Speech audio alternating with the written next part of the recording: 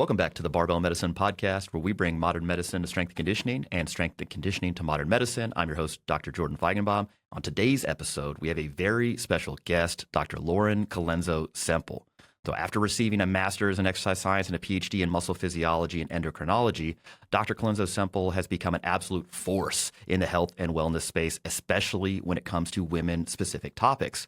Whether it's training considerations surrounding the menstrual cycle, calling out charlatans, or just solid evidence-based takes on fitness, it's an honor to welcome Dr. Colenso-Semple to the Barbell Medicine Podcast. Thank you for joining me. How's it going? It's going great. Thanks for having me. Did I miss anything in your CV? I don't want to miss any of the top things you've done over the past, you've probably been in this, 15 years, 10 years, something like that? I'm a co-owner of the Mass Research Review. That's right. Yeah, I knew you wrote for Mass. Okay, cool.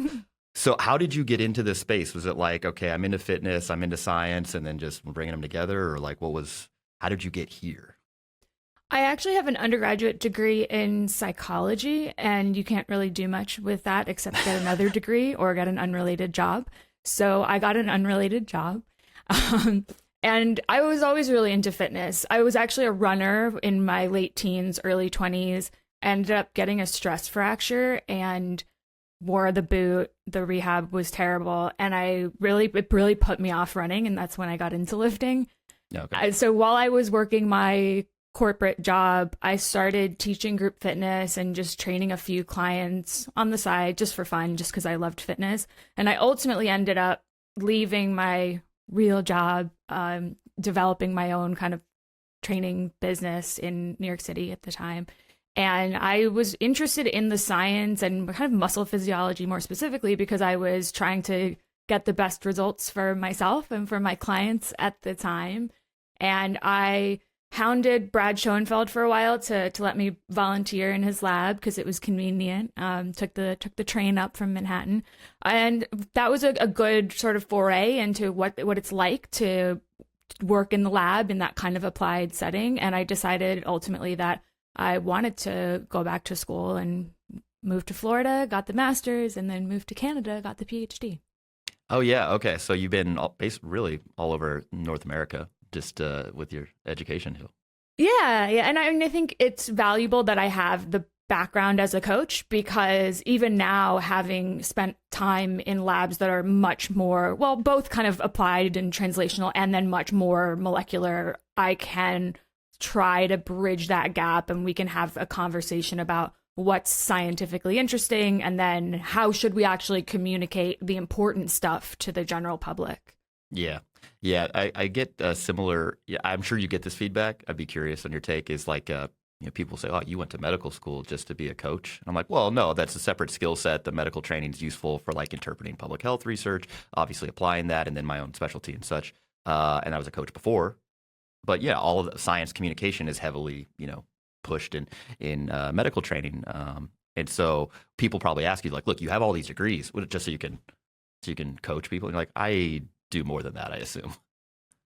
Yeah, I mean, I don't really do any one-on-one coaching anymore. Now my goal is more to communicate to those who coach others or to those who work with others in a clinical setting. And so I think it's really important, though, because there are so many mixed messages nowadays. And I mean, that's really what encouraged me to even start being more active on social media is because I realized, for so long, a lot of the science that we're doing stays in our own scientific bubble. And so it's a handful of people reading each other's research. And why are we doing human subject research about exercise when it's not getting pushed out to the people who can actually use it? Or conversely, if people are saying things that aren't supported by the science, then we do need to bridge that gap and make sure that there isn't just this huge divide such that you can kind of communicate whatever you want to the public or to your potential customers. And then the scientists are kind of sitting behind the scenes, not chiming in. Yeah. There's this interesting thing with if it's misinformation or if it's intentional, disinformation, not only the definitions thereof, but what to do about it. Do we actively push back? Is that the Does that need to happen? Do we start earlier, better education for the public so they're more scientifically literate? It's tricky, but I side with you that I do think this stuff needs to be called out on some level, ideally to maybe have some sort of counter anchor, out there where it's like, look, so-and-so is saying this. It appears to be credible. I don't know what to make of it. And is anybody saying anything to the contrary? And I do think that needs to be there. Yeah, because I think, unfortunately, especially social media is very, it really pushes controversial takes. And so if you frame something as 5 things you're doing wrong, or 5 things your doctor won't tell you, or, they love that kind of content. And so if your goal is to deliver measured, fairly simplified, you know what? Do what you prefer. That's not going viral on Instagram. The algorithm does not reward either nuance or like very, public facing takes that aren't controversial. Yeah, you need to make somebody mad in order to get pushed by the algorithm, I think. Which is really unfortunate. But I think that I mean, people will say, oh, I'm a myth buster, or I'm debunking this or that. And I never really intended to get into the myth busting space, but it was more of a sense that I realized that a lot of this information really does affect people's lives, the way that they are trying to incorporate health promoting behaviors. And so if those out there are making it so complicated or so unattainable that they end up just throwing their hands up and saying, fitness isn't for me, then that's the worst possible outcome. So it's worth pushing back to kind of reach those people and say, hey, some of this is not true. Yeah. Or at least raise their skepticism just a little bit. Like, maybe don't take this at face value. Mm-hmm. I think so much of the information that's out there is that very binary, like you should never do this or you have to do that. Or instead of saying, actually, there's many ways to be healthy. There's many ways to be fit. Totally. Yeah. People are like, what do you recommend for exercise? I'm like, well, how much time do you have? Because if it's 60 seconds, it's going to be fairly generalized. And there's a bunch of ways to, paths that lead to Rome.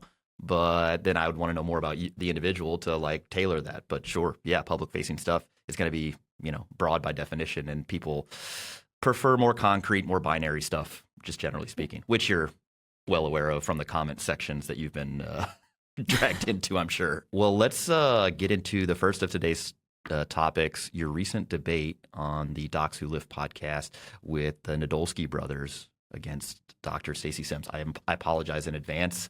I know that you've probably been getting a lot of people reaching out about this. I assume mostly positive, but we'll get into that. So she has almost 1 million followers. Her books, Roar and Next Level, have sold a ton of copies. She's been platformed on popular podcasts such as Mel Robbins, Huberman Lab. But despite her popularity and academic pedigree, some in the space, like you and I, have serious issues with the accuracy of many of her claims regarding exercise in women and also just training at large. So just general question, this podcast was recently released. How did that go? Well, I was happy that she was willing to do it. I think, unfortunately, we weren't really able to accomplish what I would have hoped, given that we only had an hour. And the real shortfall was that she kept kind of promising that there were papers that I and the docs were unaware of, right? And as a scientist who's not a complete narcissist, I wasn't about to say, I know the literature front to back, and there couldn't possibly be a paper that I haven't heard of. So I was trying to be measured and say, I'm pretty skeptical that that's out there, but I look forward to reading it when you send it over. Yeah, that's got to be interesting, because if somebody's saying, look, what I'm saying is evidence-based, and you're like, look, as a scientist and a science communicator, show me the data. And if so, I'm willing to change my mind. 100%. But being involved in the space and being aware of papers that come out on a regular basis in your area of interest and expertise, it'd be unlikely that you would be unaware of an entire cadre of papers suggesting the diametric opposite of what you believe right now. It'd be hard to rationalize those two things. That's right. And I'm also really familiar with the claims that she makes. And I've done the deep dive on my own time to say, but I mean, prior to that debate, certainly, to say, hey, am I missing something here? Because she so confidently says this stuff on these huge platforms. And so I have spent the time really looking for some concrete data that would support the claims. And I have not found it. I've found rodent data. I found kind of potential mechanisms that you can squish together to then maybe come up with that as a hypothesis. Mm-hmm. But she did send over her reference list after. And for people listening, if you go to the episode, my references and hers are both linked in the show notes of that podcast. And I was not surprised by some new paper that I wasn't aware of. Yeah, you're like, oh my gosh, this thing just came out in 2025. Oh my God, my whole thoughts on cycle syncing have changed now. All right, well, let's start there, because one of the specific topics discussed was cycle syncing, so adapting training and nutrition approaches based on the different phases of a women's menstrual cycle. Dr. Sims is of the opinion that this would offer numerous benefits to presumably health, training outcomes, adherence, and so on and so forth. What, in your opinion, does the science actually say here about doing that? Meaning that people would have specific types of training during the luteal phase, specific types of training during the follicular phase, and maybe some nutrition stuff in there. This is one of the greatest examples of inappropriate extrapolation from rodent data. So when we look at rodents with their ovaries removed, meaning you've completely shut down hormone production, there appears to be something going on with muscle, meaning they are losing their ability to maintain muscle. And then you can kind of reverse this loss with a synthetic estradiol. So very interesting model. But what does this mean for humans? First, the ovarectomy model is not even like menopause, because menopause transition is a gradual shift, whereas this is a radical surgery where you are just immediately shutting down hormones. And it's certainly dissimilar to the short-term fluctuations that we would see throughout a menstrual cycle. So when we can hypothesize, hey, is there something about estradiol that's anabolic? And that's what people have hypothesized. And then when you actually measure it in humans, in the menstrual cycle context, we see very similar protein synthetic and breakdown responses during the peak estradiol or late follicular compared to that peak progesterone or mid luteal. And then when we look at the menopause transition, estrogen-based therapies do not seem to affect muscle loss or muscle maintenance. So we see this reasonable hypothesis generated from a rodent model that just doesn't really pan out in humans. And that happens all the time. Yeah, I really wanted to drive that point home to our listeners, is that most the rodent or animal models and or Petri dish models or other mechanisms, they're hypothesis generating studies. And so then you need to go test those in humans. And there are many instances in not only medicine, but also health, fitness, et cetera, where we don't have human data. And at that point, it's basically a hedge. It's a guess. But when scientists and researchers kind of make recommendations based on an absence of data, they tend to caveat that heavily. They're like, look, this is a consensus statement. We don't really have good evidence in humans. More research is necessary, right? That thing that ends at the of every paper.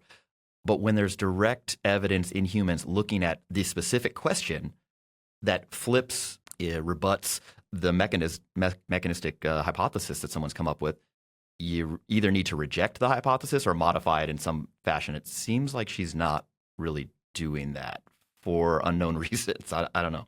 Yeah, it's strange because she said, oh, I've changed my mind on this a little bit, but then she went into how so many women aren't even ovulating, and how all of the kisspeptin neurons are going to affect your training outcomes, and then we need to adjust recovery and nutrition. And so I think you haven't publicly changed your stance on it at all. And it's one of those examples. I mean, I think the crux of the issue is, if you're going to brand women are not small men, then anything you say that contradicts that mantra starts to take away from that brand. Yep. Yeah, that's interesting. It is just, the most charitable take here, at least in my estimation, I want you to weigh in on this, is that if the body of research in humans, in women, with different training protocols based on their menstrual cycle, has not to date panned out, meaning that if you do it this way, we think, cycle syncing has not produced better hypertrophy outcomes, better strength outcomes, better body composition trajectory, better health, proxies, and so on and so forth, then the most charitable take here is like, well, they just didn't do it right. They didn't do the specific protocol that I would advise during the, follicular phase and the luteal phase. It was something different, but it wasn't what I would recommend. That's like the only way that you could kind of keep that mantra going without kind of walking it back. At least that's how I'm giving her a charitable out here. That's hard given this specific example, because the earlier data, they didn't actually, many papers, they didn't track hormones. They didn't track ovulation. They just assumed, everyone has a 28-day cycle and everyone ovulates on day 14. So we have equal length phases, right? Mm-hmm. And then at the end of the paper, they would conclude that these findings are due to high estradiol or low estradiol, but you didn't even measure it. Yeah. And so that drove me absolutely nuts. So the work that I have done, I meticulously tracked cycles for months and then measured all the hormones and did a within subject design so you can tightly control everything. And other papers have come out that have employed the same far better methodologies. And so I don't think you can discount the more recent, clearly higher quality data. I think the only thing you can say is menstrual symptoms are experienced differently by different women at different times. And you should feel free to adjust your training as needed, the same way that you would have an auto-regulatory component of a training program for a whole host of other reasons. Yeah. We talk about this in our seminar quite a bit during our special populations lecture, which interestingly is basically kind of removing that label from folks. We're like, look, women are a special population when it comes to training, not so much outside of a very special subset of conditions where there are some additional considerations, maybe perhaps around pregnancy, for example, or older individuals. It's like, well, the real consideration here is that most older individuals are underloaded and undertrained. That's the real big problem here. Not that like you're a special organism, we have to do all these special training things, but rather it's the same consideration for any individual that your unique experience, in this case during the menstrual cycle, that's real, that's valid, and let's have a component of your program that makes it dynamically adjustable to what you need on a given training day or series of training days. Same thing nutritionally, it's based on the individual, not necessarily like, well, you happen to have a high estrogen level right now, estradiol level, or a high progesterone level. That's probably not the key to unlocking somebody's fitness adaptations. Especially because nobody even knows. What are you doing? Measuring your hormones every single day? Of course not. So you're making assumptions that you have this hormone profile on a given number of days that you may or may not have, which really doesn't make a lot of sense. And I think the most detrimental version of this messaging is to say, this week you should plan on feeling terrible and performing poorly. Yeah. Because as soon as I've told you that as my athlete, of course you're going to feel worse and perform worse. Yeah. Little nocebo never hurt anyone. Oh, wait. Oh, wait. Yeah. So I think, would it be fair to say that based on your interpretation of the current evidence and your current, sort of thinking about this, that based on a woman's menstrual cycle, there are no unique considerations to training or nutrition outside of the individual's experience? Absolutely. I like that. All right, cool. All right. one for one so far. I like that. I like when my bias is confirmed. No. I think this should be good news. And so it's very strange that some people are so upset when I speak about it. Right. Because like anything that makes it simpler should be better, because then we have more options. Way more options. Yep. It doesn't have to be so specific, so complicated. It's like, nope, you can kind of do whatever you want, to be honest. Yeah. Next, there was a pretty interesting discussion about fasted cardio. Dr. Sims suggesting there's a real risk for women to perform their conditioning and or other workouts without eating before.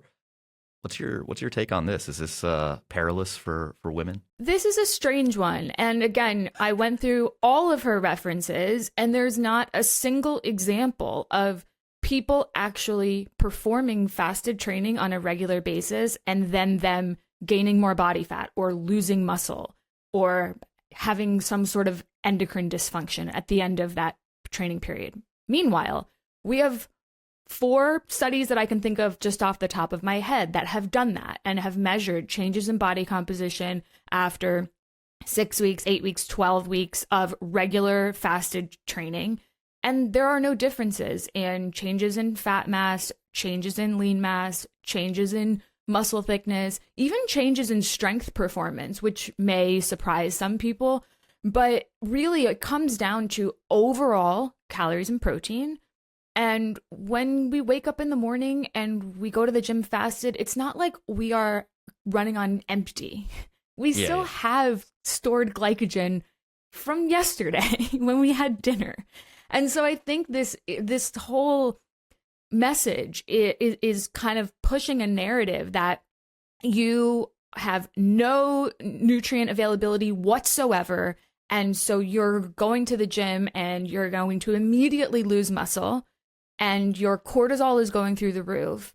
And therefore, there will be hormonal disruption and potential fat gain. Those are all of the things that I heard her say in that conversation. Oh, God. And we don't have evidence to support any of that. And we do have evidence to suggest the contrary, that it really isn't that important. Yeah. Having similarly done a deep dive on like, okay, fasted training, is this terrible for outcome? Not just in women, but in just people, humans in general. And really what you see is that when someone is not used to it, right, they normally would train fed, and then you put them in an experimental model where all of a sudden, out of nowhere, they're training fasted. There may be a performance decline in the short term, right? But if you stretch that out over 8 weeks, 12 weeks, more weeks, the actual fitness adaptations are very, very similar, such that you couldn't really distinguish between the two groups. If you wanted to like hedge your bets for short-term performance, you probably would want to be fed or maybe have an intra-workout snack or something that's reasonable for like performance in that workout. But long-term, as long as the workout is appropriately programmed for the individual and they're working hard, they're probably going to get similar results. So when people freak out about, hey, I got to switch my workouts to first thing in the morning, what should I do to counter this? I'm like, it probably doesn't matter, as long as at the end of the day, and really at the end of a longer period of time, your total energy balance is roughly the same. Protein intake has been generally the same. Is that fair to say? You feel like you agree with most of that? I do. Yeah. If this was all a debate about performance, then I would push back very, very little, because I think it's probably likely that most people would perform better, especially if you're doing very high intensity work or long endurance exercise. But I think when we look at just the average gym goer, it's far less important, because we're just trying to get them to go to the gym and do it consistently. And so if you're saying, oh, if you're going to the gym at 5 a.m., you need to figure out a way to have a meal beforehand, then you're putting up a major unnecessary barrier. So I think if it's and there are some people who, if they eat right before their workout, they don't feel well. They have GI issues. Yeah, their performance is down. Yeah. Right. Yeah. So it's not like I'm a proponent of fasted training per se, but I think we should stop the fear mongering about it, because you should be allowed to do what you prefer. Maybe experiment with both, depending on your schedule, how you train and when you train typically. And then we can just move on. And there's nothing to suggest it's different for women than it is for men. Yeah, that to me, there's like three separate claims in here. One is that fasted training in general lowers short-term performance, and I'm like, okay, probably true, more true when it's in the short-term setting. A person's not used to it, right? They haven't like adapted or figured that out.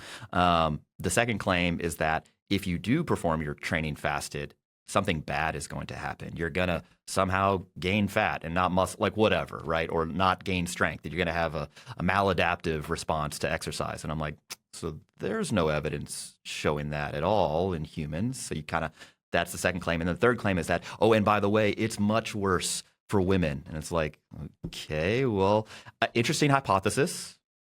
Where's the evidence? And then you look at the evidence in humans and you're like, so that doesn't appear to be true. And so then, yeah, it just comes back to the same thing. Why are you saying this?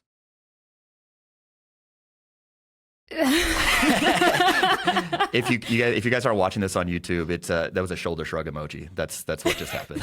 Yeah, I wish I knew, because I truly don't understand it, and I think maybe there is some kind of mixed in thought about relative energy deficiency, and that if you are training fasted, then you're going to immediately put yourself in a state of low energy availability. But that's not true. I mean, low energy availability is chronic underfueling, over exercising relative to your body composition. And so it's a very different conversation. And so that's why when I hear this pushback of, well, it's only for athletes or it's only for elite performance, but you're going on the Mel Robbins podcast and saying women should never train fasted. Never. That's a lay audience of just women trying to be healthy. Mm-hmm. Yeah. I mean, if you wanted to, again, make a very charitable version of the claim, it's like, look, you have a highly active population, elite level athletes, dozens of hours a week of training. And so if they don't eat before a workout, effectively, they're limited on time availability to eat, which could then cause like a low energy availability status. But again, you would expect that to play out in the research, and further that it would apply to a wide swath of the population if you're just saying these things generally, which doesn't seem to be the case. Low energy availability, REDs, all that sort of stuff. These are real issues, but to my knowledge, it is not based on like the time availability to eat, where people are just running out of time. I can't eat because I'm exercising so much. Generally, not the proximate cause, as far as I could tell. And if you're going to talk about a concern for very elite athletes or extremely lean individuals, clarify. Yeah, that's just like, say it. It's like saying, this advice is for pro bodybuilders, but all men should. Yeah, exactly. Wait, what? Yeah. I mean, that kind of brings me to the final thought here with respect to Dr. Sims and moreover to people like Andrew Huberman, Rhonda Patrick, etc. There's just a lot of this, what I like to call generous extrapolation of mechanistic studies, despite either no human evidence to support the specific claim or intervention or evidence to the contrary. It's curious, though, like, why does this happen? Why do you think this is so common? Is it our short attention spans and incentivizing clickbait content over nuanced science communication? Or do you think, I don't want to put you on the hot seat, but do you think this is like some sort of nefarious intent here? Is the question, why are they doing it, or why Correct. are they? Okay. Well, I think when you say something no one else is saying, people take it as you have some secret. And so secret sauce. Other people aren't saying it because they don't know what you know. And that's very powerful, and that gets a lot of attention. And when you start talking about mechanisms that sound very complex and frankly no one really knows what you're talking about, then you sound very intelligent. It's a good narrative, and people will just take your word for it because you aren't explaining things in a way that people can connect with. And that piece of it really bothers me, because as somebody who can sit here with you and talk mechanisms and make things sound really complicated, I'm not doing that on a podcast. Yeah. Why would I do that? Because ultimately we want people to understand the why behind the what. And if you're just saying a whole bunch of what sounds like nonsense and therefore here's this thing you should do, then all people hear is here's the thing I should do. Yeah, here's a solution to the problem you don't have, but you don't know that because I'm deceiving you on some level. And yeah, thanks, because I got a boat payment coming up, so need to. I don't know that any of these people have boats, but that's just what I assume is happening. Yeah, no, well said. And if you guys haven't checked out this particular podcast, I'll link that into the show notes below. It's pretty well done. Although again, I wish you guys had more time. And I also wish that it was really set up more like a official debate where it was like, do you concede this point?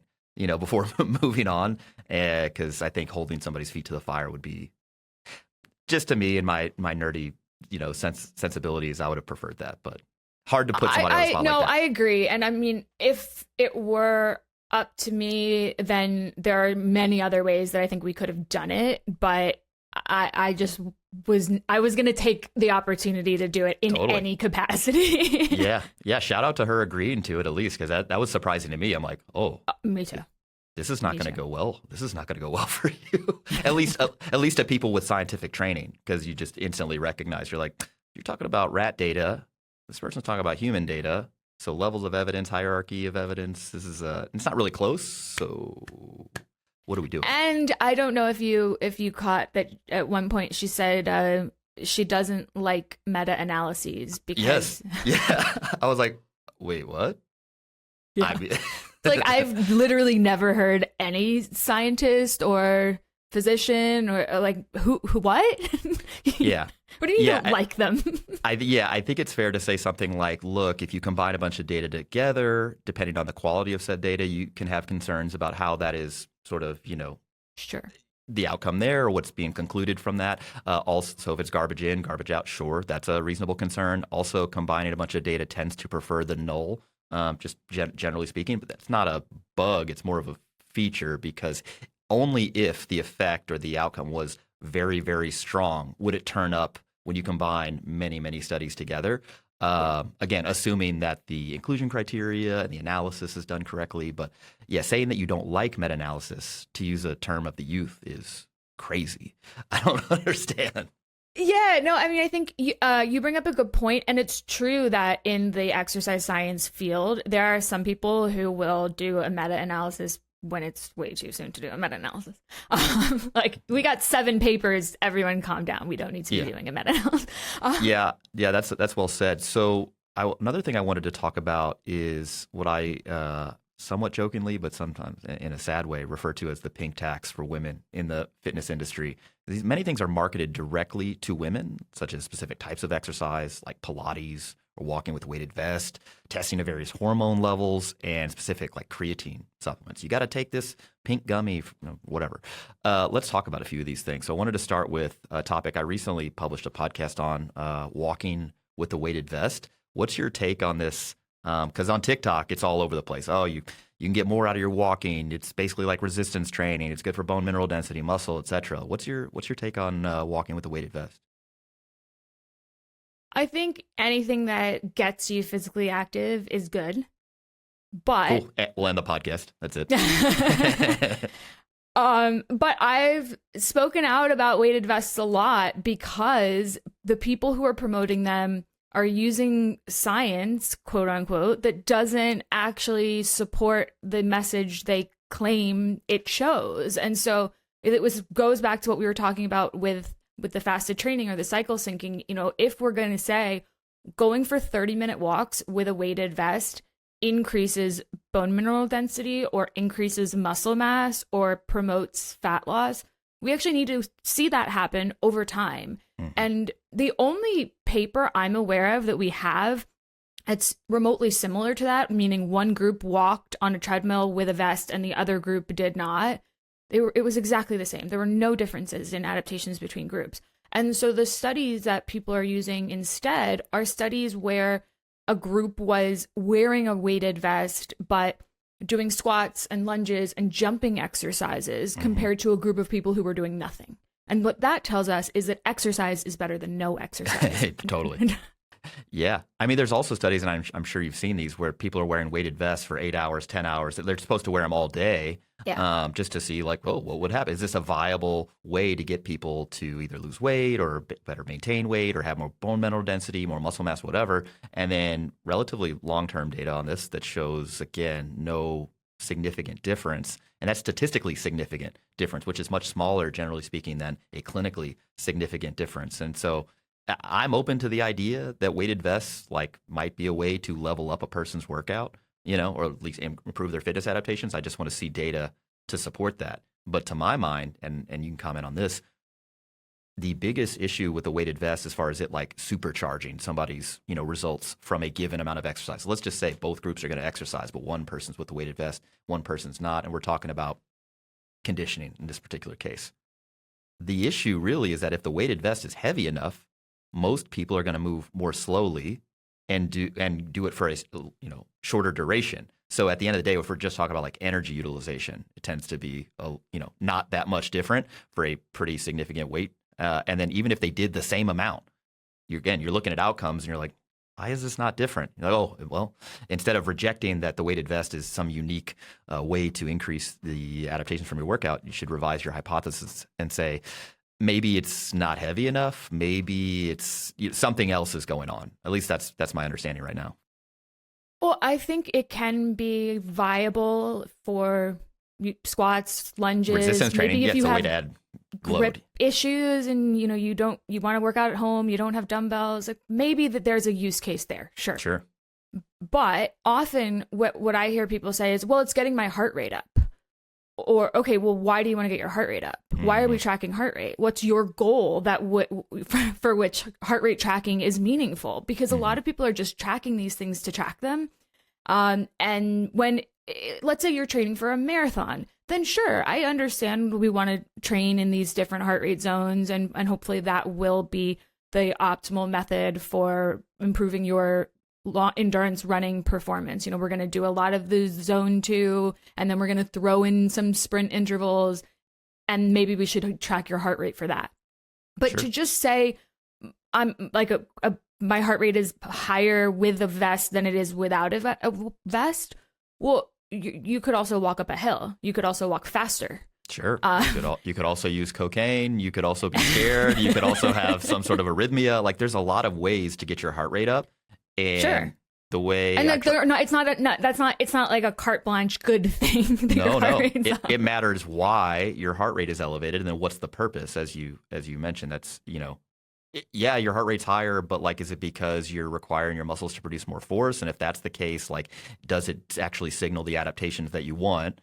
I do think you're right though with the use case for weighted vests for resistance training applications at home, for example. If they don't have, you could use a weighted backpack for that. But when I see people I see people on the treadmill at the gym with the backpack on, and they're like, and I'm like, you're expending more energy a little bit compared to if you were walking at the same pace for the same duration, whatever, without the backpack on. But I don't know that is net good, meaning that, oh, you're going to lose more weight, or you're going to gain more muscle mass, or preserve more muscle, something like that. To date, the studies don't seem to show that anyway. They don't. And I think it's also important, and this is often really misunderstood, is that if you just start exercising and then you're saying, well, I'm burning more calories, and maybe you're tracking them on your wearable. First, wearables are horrible for tracking that. So I would suggest nobody use that data for anything ever. But even if we do sort of map out the expected weight loss over time from the expected energy expenditure with all of this exercise, we see if you aren't really monitoring your nutrition, a lot of people will end up eating a little bit more. They just compensate. And you're exercising more, but perhaps you are moving less the rest of the day, and there's some sort of shift there where you end up losing about 20 to 50% of what you would have anticipated if you really modeled it all out. And so that's why I think so often when people just rely on exercise for weight loss, it ends up being pretty disappointing. And so to throw in this example of weighted vest and burning more calories think, nah, we're missing the mark here. We shouldn't be doing it for that reason. Yeah. Are you familiar with the gravitostat model of energy? Yeah. So this research group out of Sweden, for the listeners who didn't listen to the Weighted Vest podcast that we did, they implanted these small weights in rodent abdomens. And what they found was with this implanted weight, the rodents actually lost an equivalent amount of body mass in response to that, thinking like, oh, maybe the bones are sensing this added load. And it's like, let's lose some additional weight so that we can maintain homeostasis. Hasn't played out in humans, but that's kind of what prompted the idea. Hey, what would happen if we had humans wear weighted vests all day? Would that do the same thing? It turns out, even if you wear a weighted vest for like 10 hours a day, that unfortunately is not going to be the solution to the obesity epidemic, as it were. And it's another example of, we study rodents because they're simpler systems. They're very easy to tightly control, but ultimately they have different metabolisms. They have different reproductive systems. And often what we see in this simple model doesn't play out in a more complex and dynamic human model. Nope. That's never happens. Never. Yeah. It's a big surprise for people, again, because do your own research, whatever, you see this thing, it's in rats, so that probably transfers over to humans. Most of the time it doesn't, unfortunately. And we've seen it time and time again with fasting, with artificial sweeteners, and we've seen it. Yeah. And yet people, and going back to a lot of the kind of popular credentialed influencers or science communicators, they rarely say, I've changed my opinion on this, and I was really heavily relying on this rodent data, and now that we have a couple years of human data, I realize that I maybe shouldn't have been making recommendations in all of my books and podcasts for you guys to fast for 3 days. Can you imagine? When has that ever happened? Yeah.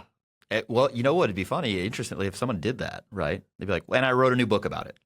There you go. Great. There's your there's the incentive to do so. Yeah, it's unfortunate. The next thing I wanted to talk about was creatine. I've seen, obviously, on your social media, you've been posting about that, especially because it's become topical with respect to cognitive function and, quote, brain health and such. So should women be taking creatine? And if so, do they need a specific type of creatine? No, I mean, this is an excellent example of pink tax, because the creatine that is now marketed to women is pink, and it makes all sorts of crazy claims, like it's going to build muscle, build your glutes specifically, eliminate cellulite, restore energy.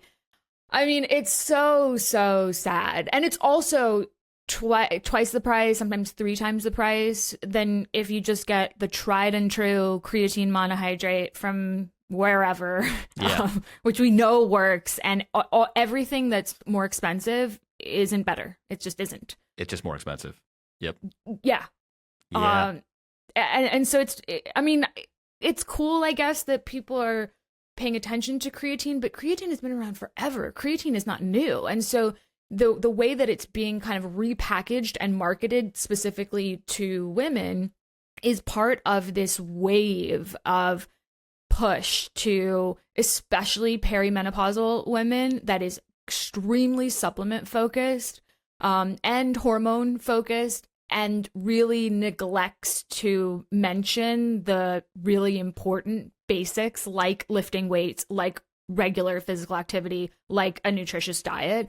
And so then you get people really, really focused on these kind of small potatoes where it's like, if you're not exercising, don't take creatine.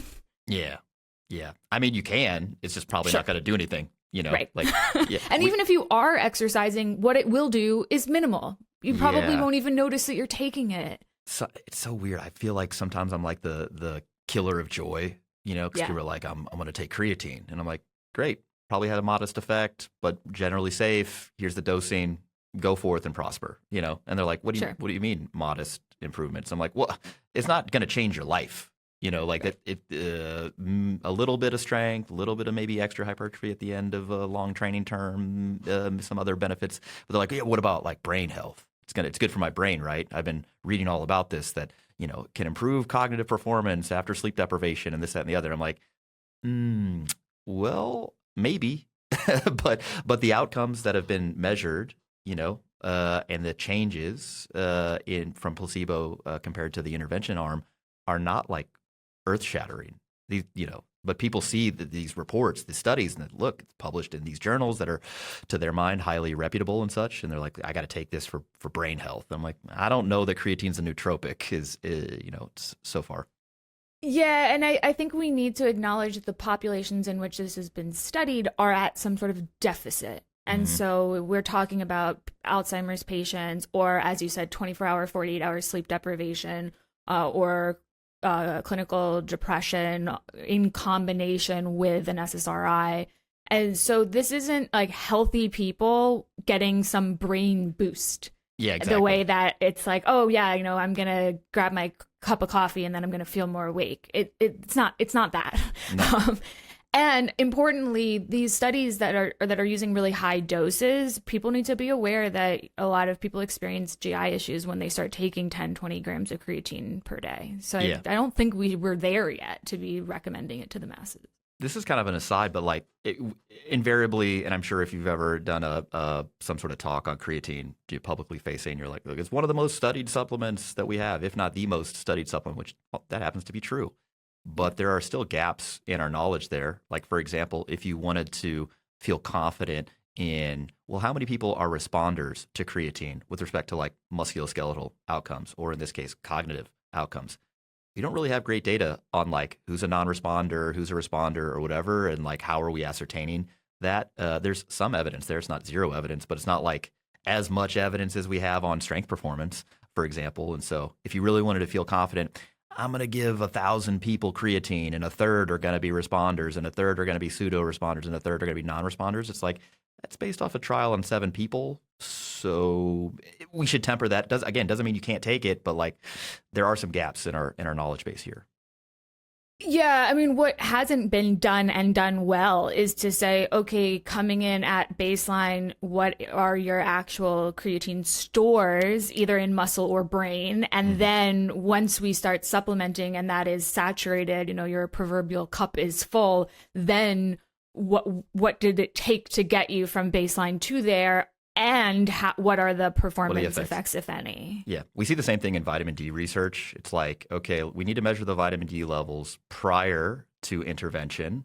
Then we need to apply the intervention like a supplement, for example, and then remeasure vitamin D levels to show, okay, it did improve that. And oh, by the way, that's correlated with these specific improvements in outcomes. And when that's been done, it's like, oh, vitamin D actually doesn't really change the course here so much. And people, when they hear that, they're like, so you're saying not to take vitamin D? My doctor told me to take it, or this public health agency told me to take it. I'm like, I'm not saying don't take it, it's dangerous, whatever. I just am not confident it's doing anything based on available evidence.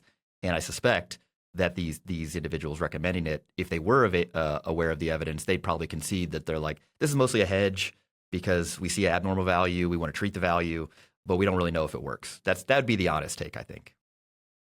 And I think depending on what we're talking about, sometimes it really only matters that we achieve the outcome that's intended, right? Totally. So when you think about menopause hormone therapy, you're not actually treating to a hormone level, you're treating to alleviate those symptoms. Mm-hmm. Yep. So that's an example of, well, it's not actually important, those before and after numbers necessarily. What we're really focusing on is that outcome. And I think given the safety and price of creatine, I would probably say, well, if you want to, then kind of sure. Go off. You can do it. Yeah.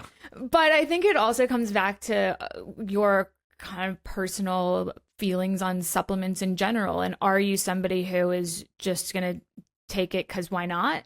Or do you actually want to make sure that you're taking it for a reason? And I think in this whole discussion about supplements, we often forget the word supplement, that we're like, why are we taking that? It's not that everything is going to make you better. It's maybe, oh, you are lacking something. And then we're kind of bringing that up.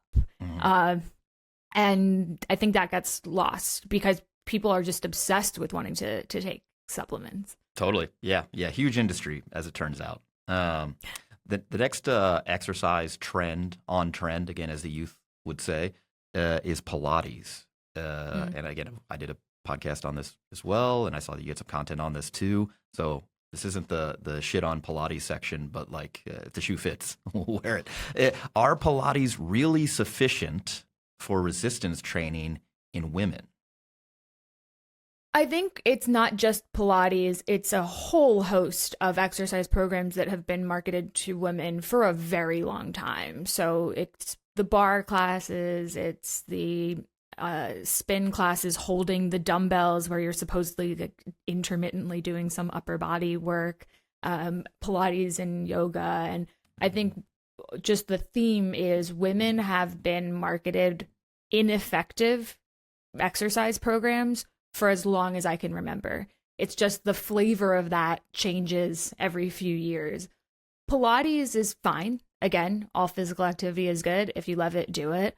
But what people misunderstand is if you actually want to build muscle, then we need adequate resistance and adequate force production such that we are able to contract and stimulate muscle growth over time.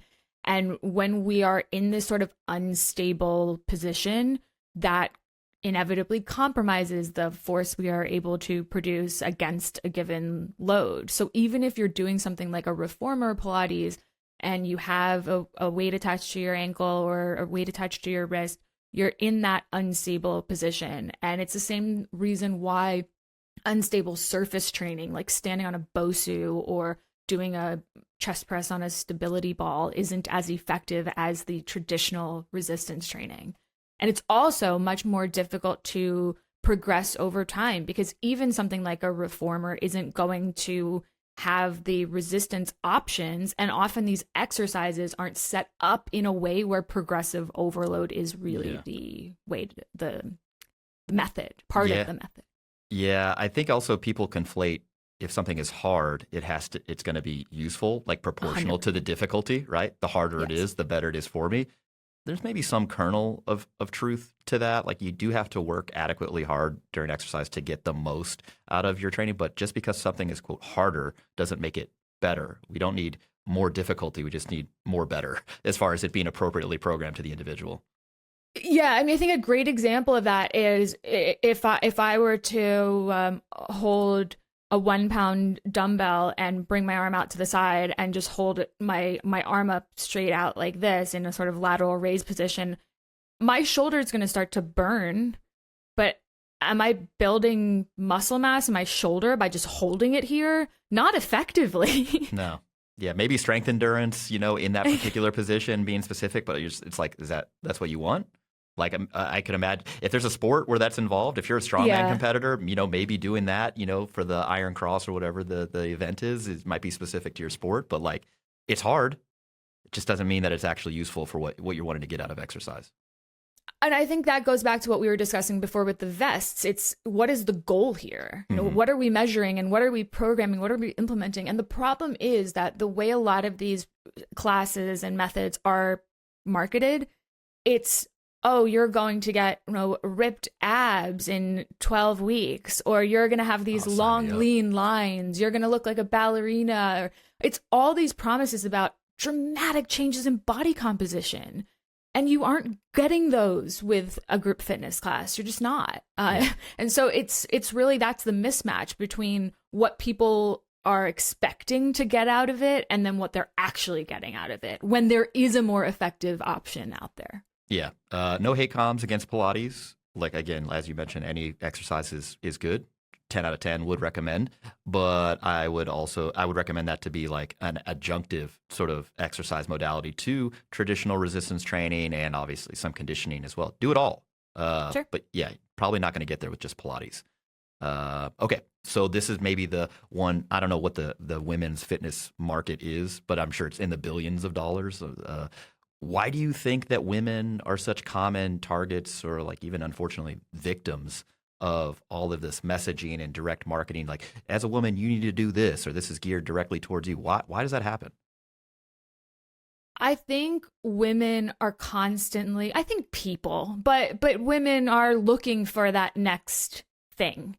And so what I see just sort of anecdotally is that while men will be happy kind of going to the gym and doing the same thing for an extended period of time, women will be looking for that next program or that next class or that next piece of equipment, and so we're switching things up to our detriment, because if you actually want the results, if you actually want to accomplish the goal, you need to stick to something for long enough to actually experience those adaptations. And I think midlife women are a very easy target because you're getting people who are experiencing changes in their body composition, are experiencing perhaps menopause-related symptoms and sleeplessness, and they're confused and they're desperate and they want to prioritize their health and fitness, and they have some income that to spend, and so then it creates this perfect storm of grift.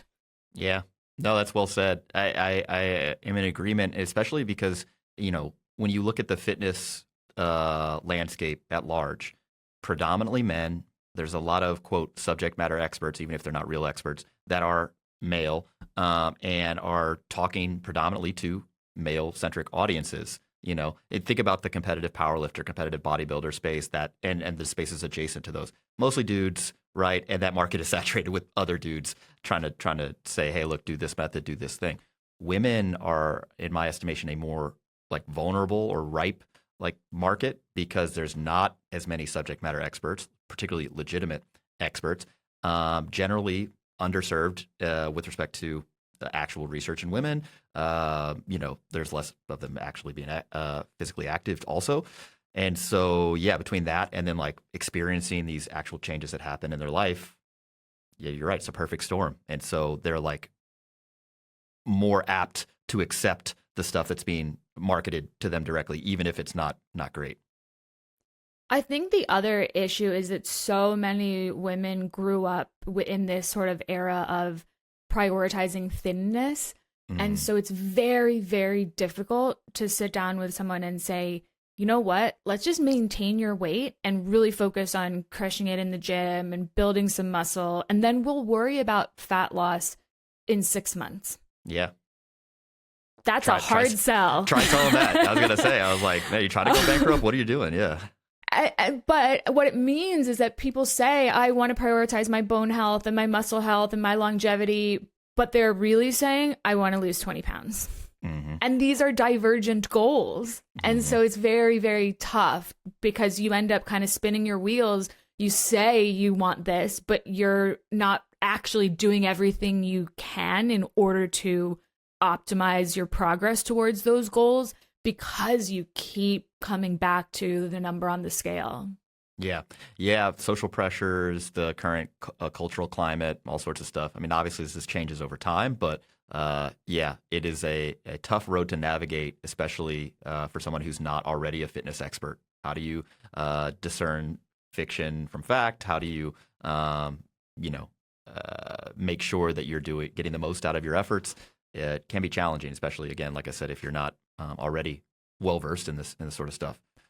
And there are so many conflicting views. There's if I were to say, okay, how should I work out as a woman? I will get 25 different recommendations. Whereas in the bodybuilder, powerlifter, or even just kind of general physique focused male space, I feel like, you're going to have these arguments about 1/10 of a gram of protein at the margin, on the margins, rather than like everyone's in agreement. Like, okay, you should lift relatively heavy weights, use compound exercises, predominantly some isolation stuff, get kind of close to failure on a number of these efforts.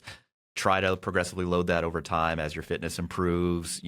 All sorts of stuff like that. The dietary patterns outside of like very fringe carnivore, type stuff, fruitarian stuff is it's very similar, right? People, yeah, as you mentioned, argue on the margins. When it comes to women, that's not the case. It's like, oh, you want to power lift? Stop squat, benching, and deadlifting. Yeah. You need these specific. It's wild. So it actually is a perfect segue to like maybe the most important question I'm going to ask you.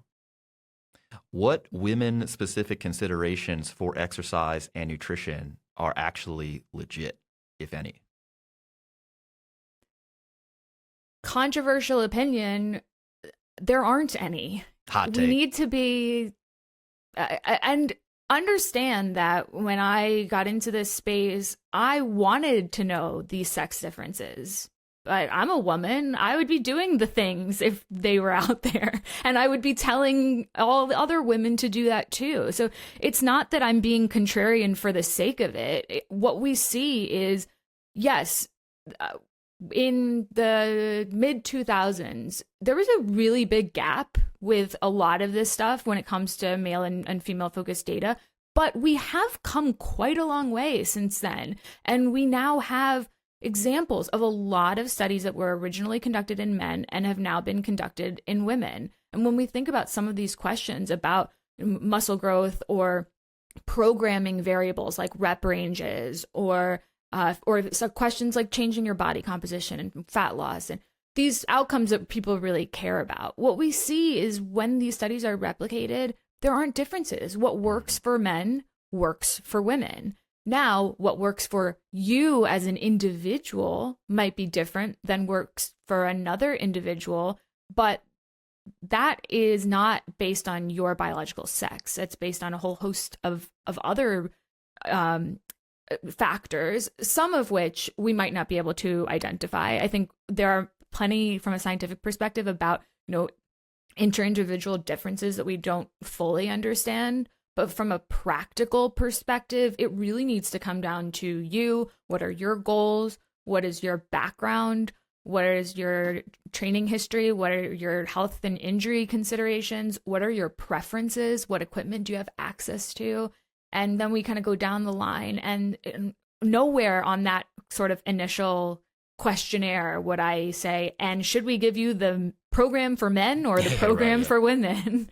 Yeah, the inter-individual differences, just as an umbrella term for all the things that make a person a unique biological organism. So not only their genetics and their anatomy and anthropometry, but also their, psychology and social environment and everything else. All of those differences collectively are far, far greater than any sex-specific differences, age-specific differences, ethnicity-specific differences. And to my mind, those latter three, age, ethnicity, and sex, don't really play a factor in how I would program for somebody unless it otherwise influenced those individual factors, like you mentioned, current fitness levels, goals, access, preferences, so on and so forth. And so when I see like a women's specific program, I'm like, this kind of is a red flag. Like if this is really geared to capture people to get a, underserved population more active, I don't know that you need to phrase it in this way, but it's less of a red flag, maybe more of a pink flag there. But if it's like, this is, you got to do this specific stuff because you are XX. And I'm like, not to say that that's the only way that you can be a woman. But in any case, that's another podcast we can talk about. To me, that's a red flag. I'm like, that tells me you don't really understand this sort of stuff. And there's some sort of grift that's going on. And that's doesn't sit well with me. It also really ignores a key point, which is when you start exercising, we experience adaptations based on the way that we're exercising. So if you look at things like fiber types or molecular signatures or fuel utilization, those are going to adapt depending on how you are training. And so when I hear people say, well, there's differences in fiber type composition, and therefore you should be doing more of this type of training or more of that type of training. That makes no sense to me because we are going to adapt accordingly depending on the training we do. Therefore, the training we do should be specific to the goal. Yeah. Yep. How you exercise will determine the nature of the adaptations that you get, and then how much you exercise help influence the magnitude thereof. So yeah, the program has to be appropriate, but probably unrelated to you being a woman or a man, older, younger, or a particular ethnicity. I think that's well said. All right, a little lightning round question, series of questions. Thing one, I like to ask people that are guests on the podcast, what is their particular fitness modality of choice? What's your exercise routine look like these days? I'm currently doing a split, like upper body pull, upper body push, lower body. Kind of a bro. And you're just doing bro stuff. I'm doing bro stuff. I like it because I prefer shorter sessions. I like to go more frequently, but for a shorter period of time. And I do a mix of free weights and machines. I'm a fan of machines. It's a women-specific program, if I've ever heard. No, I'm just kidding. Yeah. I'm just kidding. I only go on the pink machines. That's right. Yeah. There you go. And then I like to ask our guests also for either what they're currently reading or a book recommendation, if you have one. Anything come top of mind? Ooh.